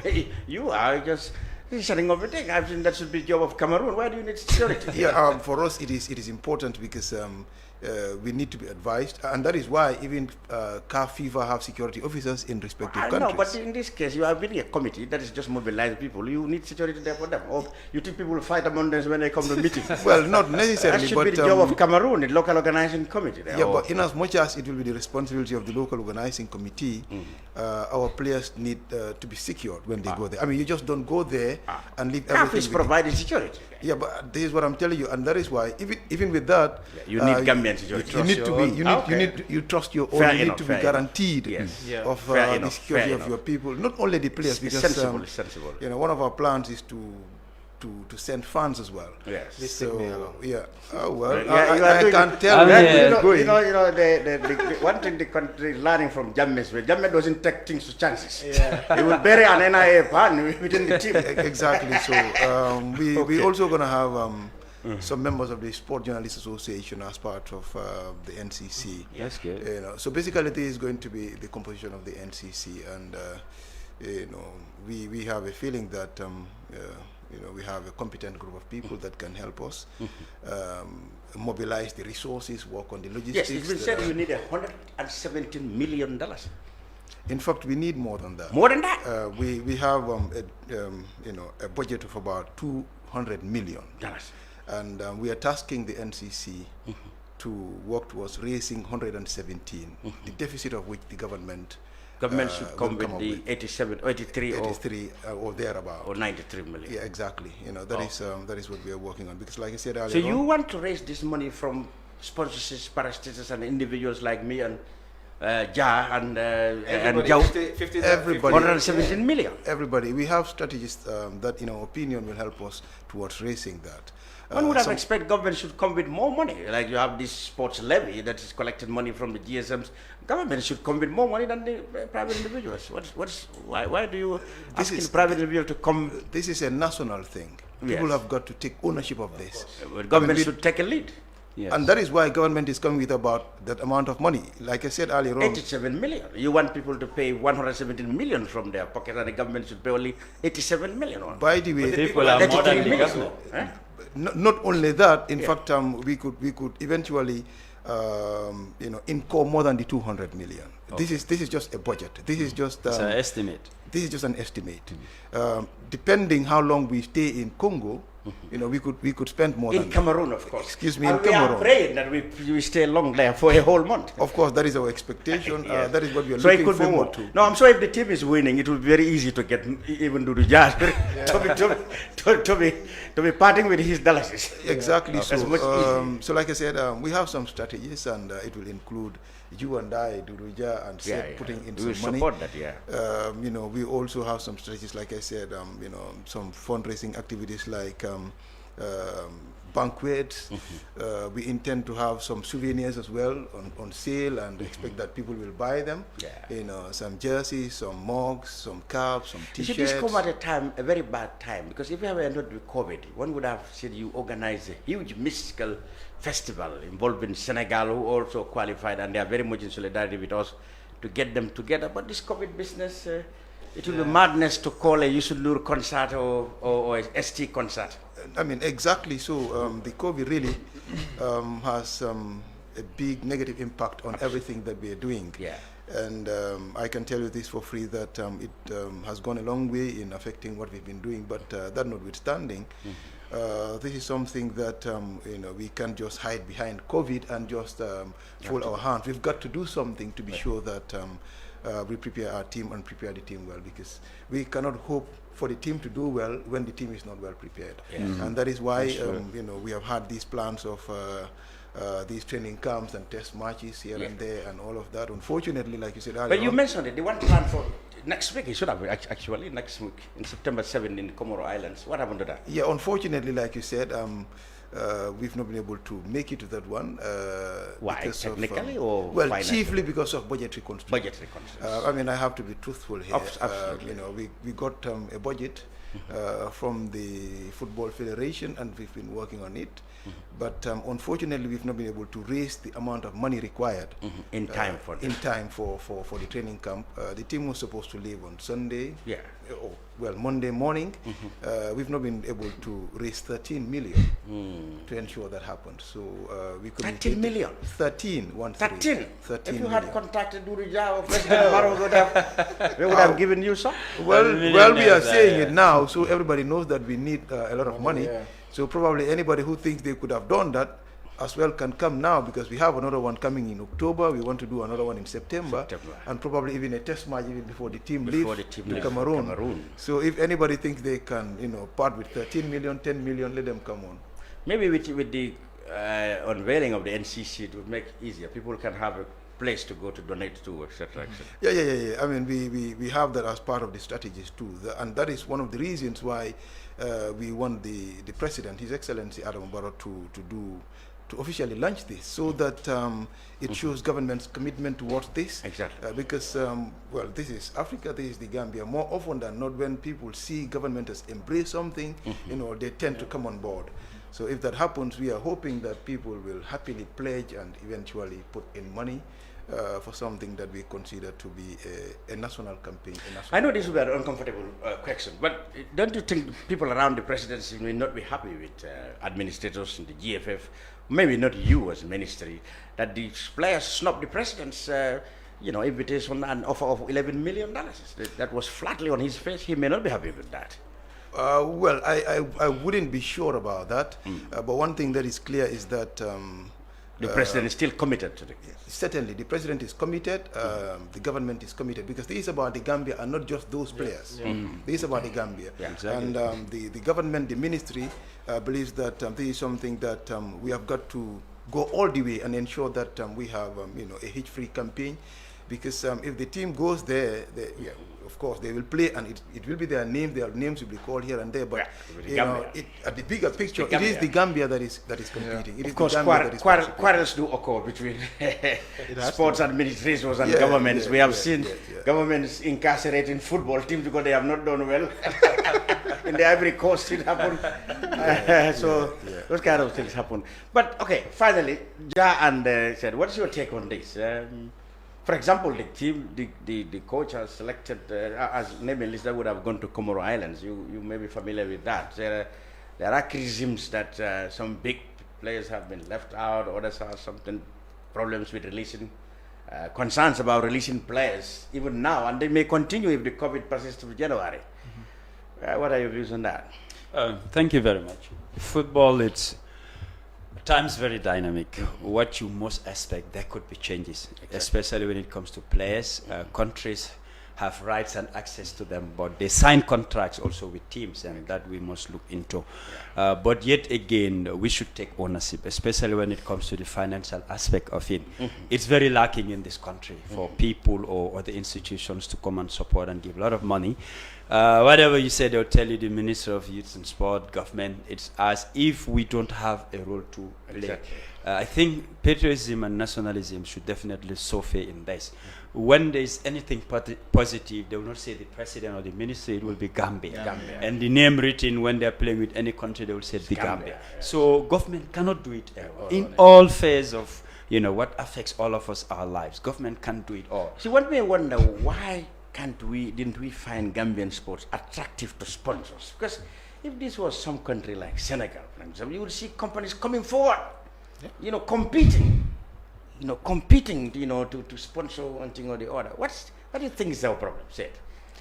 Well, I mean, I think perhaps companies have not been able to see the need, because for me, I also think it is maybe an issue of corporate social responsibility. Sometimes I see companies just getting in their resources in things that might not really bring out the necessary visibility, the visibility and the- all those the things. media But I also attention. think one of the reasons why also companies are not coming in, and I'm seeing recently, I've seen a lot of changes, especially in terms of football. You know, the evening games that been played. I see the stadium, especially during Ramadan. Yeah. You know, I think there needs to be more innovation and more ways of companies seeing themselves as part of that, and also showing their business. But of course, sometimes, I mean, when things are struggling, they need to come and then, you know, hold from the onset, because football is also about investment. Today, if Gambia go to the African Cup, next minute we go to the World Cup, it does not only raise the image of the country, but it has a possibility of also raising the brand and image of the companies that are also supported. But I agree with Dodou and also with Marcel that, I mean, we the individuals, I mean, sometimes this is what I call, like, whether it is $5, $10, I mean, it's contributing to bettering your own society, going and competing, because for me, politics is also politics. I mean, football is also politics. And in that sense, it's about, I mean, putting the image of the country there, showing that we have talent. But also, I think what needs to be done also is to start it from the grassroots, make it solid, strong, and critical. And this requires money. We have not been spending a lot of money in sports, because I always argue that it is only one investing heavily in sports, whether it is football, basketball, volley, all these games that you're talking about can uplift people from poverty. And how can we do that? It requires collective effort. Of course, government need to be more strategic, getting more money at some point, you know, but also private. More attention. More attention, yeah. We have seen successive governments have given only pittance to sports. Sports has the lowest budget from Jawara, and they have to share it with. And they have to share it with the youth and sports. With 20 sports associations or more. Imagine, like, you know, we build, you know, grassroots football. We build a league that, you know, that is based on communities, because here communities also want to see their teams. And I see also, like, when it comes to the Nawetan, I mean, people don't care who gives them anything. It is the community that organizes the zonals. Yeah, the zonals and all those things. Own it. It attracts more people than it the league. attracts more people. Yeah. So I think there must be. I don't there know anything about sports and how they No. organize. You have reached and you have touched a point that has always been argument. Like the structures of our leagues, all the sports, all the disciplines have to have some way of decentralize it, so that people take ownership. Of course. And the zona is a good example. Now, for example, if you have Real de Banjul, everybody. So instead of having Real de Banjul, you know, owned and run by a few individuals, okay, if you have them, I'm not targeting them, but then if you have it as a club like Steve, but then people can argue Steve Biko has it, the structure, but they didn't work. You see, he That's talked another about. thing. He talked about. United has something like that, but it didn't work. At least, you know, that's why you wonder why things Gambian don't work. I mean, he talked about ownership. Yeah. And for me, ownership is also central to everything that we're doing. Everything must be identified as Gambian. You know, everything must be identified in that Gambian sense. first. Because you see, we cannot be. We are people. We are a country. We are sovereign. We have our identity. We have our. We are also part of the globe. And therefore, the talents that we have, I mean, we need to be there. Today, we are seeing our players, they're playing in top leagues. I mean, how do we ensure that we push that? Because that also brings us foreign exchange, also further expose the country to perhaps more investment. But then we invest in the grassroots, and then that's why our government needs to come and invest more. I mean, even if they don't have the money, create the enabling framework and then push other people. This government had, enacted a policy which will put fund, which should naturally put fund the sports levy. What is happening in the sports levies? Yeah, I mean, we've been doing well. We had some problems accessing those funds. Okay. But to tell you the truth, things have changed. Only that the demand, to tell you the truth, has been so high. It's so high. Just for like the last 9 months, 10 months. Leading up to the qualifiers. Yeah, exactly. The Ministry of Youth and Sport, spent over $100 million just on sport. Qualifying the team. Just on football. Just on football. Mainly on football. In fact, just football. Just on the national team. In fact, excluding the under-20s and some other sports. Just national just team for the alone. past like 9 months. Wow. Government or the Ministry of Youth and Sports spent over $100 million just on the senior national team. So it's quite expensive. It takes colossal sums of money to do some of these things, and that is why it is crucial that we take ownership and people come on board. Yeah. It is something that government cannot shoulder alone. Institutions have got to come on board, individuals as well. We must just stop at. We must not just stop at criticizing and saying things. Gambia is not doing well. Gambian sport kay dafa doy war amun jering blah blah blah. That was the attitude. We have to take time to reflect on what we've been doing or what we are doing as individuals, as institutions. We got to come on board. But of course, I agree very well that there has to be that platform, that conducive environment for people to be able to come out and be part of it. But two, people have got to be committed. People have got to be willing. I think I've started changing, but I think the reality is that people have got to take ownership. Institutions have got to come on board. You don't have to wait until when we get there. Then you start showing your face. Start coming out. I mean, look at what happened after Gambia qualified. We didn't like it as a ministry, and we had to challenge the GFF that they needed to put a stop to it, because it was only when we qualified that institutions started putting up flyers and putting the photo of the national team and saying congratulations, trying to associate themselves with the victory without any or with the contractual achievement, agreement. without any contractual agreement, without doing anything. In fact, some of the institutions, you will find out, were even approached and were reluctant to come on board. So all of a sudden we qualified and they seem to be, wanting to associate themselves with the achievement and all of that. So you don't have to wait until we are there before you come on board. Let's be together from the outset and work together, so that together we can achieve something. But if you want to wait until we qualify or go to the World Cup before you come on board, it may take time before even you come on board. I'm sure the NCC is not yet instituted, so you may not know how are the ways you're going to spend this. But people, the public, will expect that you will hire a plane for fans too to go there. This is very first. Yeah, that's why I was saying. Certainly, I mean, we're going to do that. That should be there. Certainly, we're going to do that. We're going to, of course, charter a plane for the team. I mean, needless to say Not just the plane, needless to say, but I mean the fans. That's what I'm saying. Of course, the fans as well. That is the plan for now. I mean, I don't know how things will pan out, but this is the plan for now, and we hope that things will work out as we wish, so that we can like they did in Senegal in 1986 when the team first qualified for the African nations. I mean, even the kids that were born on that day or that year, they know about Kerr 86, Cairo 86. Students and everybody donated. I mean, you could start once the NCC is here, you can start such a campaign and say, donate for Gambia's road to Cameroon, and then that way many people will. That is one of the strategies. Yes. Like I said, we have take a the number box of to political rallies, take it to the all of them, politicians, political parties, everybody. I mean, they're coming around, so get ready for us. Yeah, the politicians will be busy, so you go to their rallies and get the box there. Since you are interested in sport, let us see it happen now. But I also think, for me, why I'm so excited about this, like we are going into election, and I think we also have something that we look forward to, where Gambia, will remain Gambia. I hope the elections will get through it safely, and so that we can celebrate the achievement that we have made through this process. So I'm excited, definitely. Really, everybody is. Well, it's all right. I can't tell for now who will be going, who won't be going. But one thing that we're working on is to take quite a good number of fans to Cameroon. I have my voices. I have the you have a Vuvushela made in the Gambia. That will be the South African type. That's good. All right, Marcel Mendy. He's the executive director of the National Sports Council under the Ministry of Youth and Sports. Moise.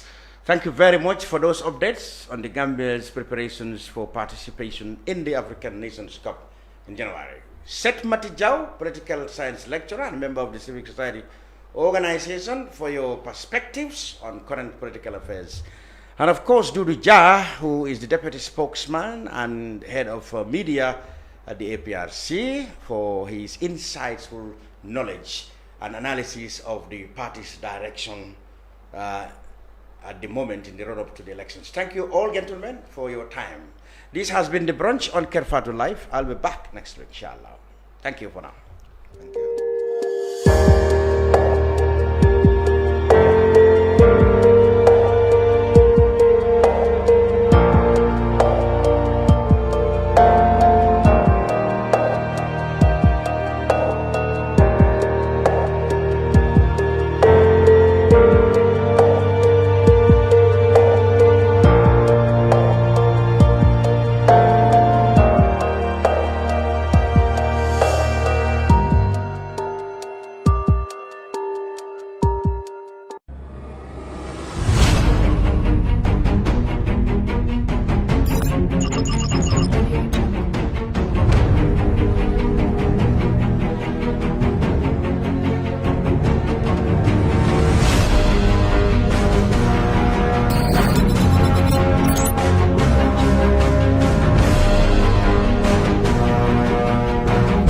In communication, connectivity is everything. We ensure that the links never sleep. Quantities and qualities, all in our data service, providing efficient, reliable voice and data service. We believe if you're not up to speed, then you're going backwards. Communications have to flow as fast as the speed of light. Whatever business you're in, having someone who understands your needs is critical. That is why we just don't offer you technology, we offer you solutions. Enjoy Gamcel's internet broadband anytime, anywhere. Your national operator, Gamcel, Yaibaram.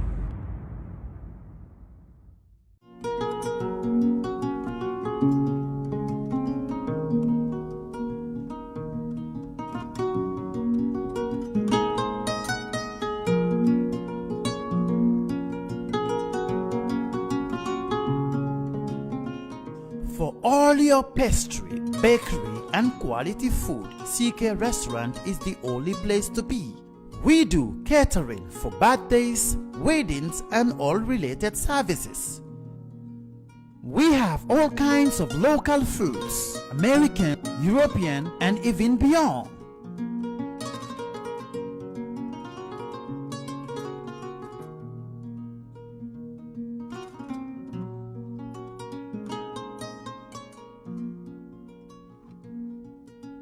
Come and have a taste of our local juice, ebe, and other services.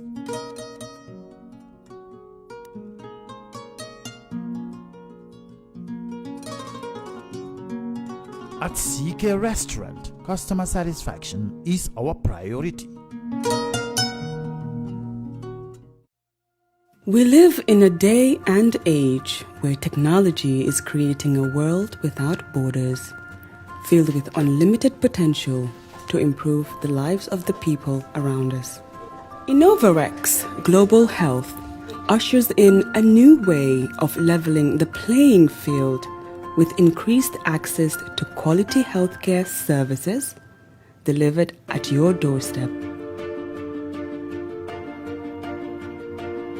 Our qualified professionals are equipped with state-of-the-art point-of-care testing technology to conduct tests such as kidney function, liver function, electrolyte tests, body composition, hemoglobin, A1C, and many more services with the highest efficiency in delivering results.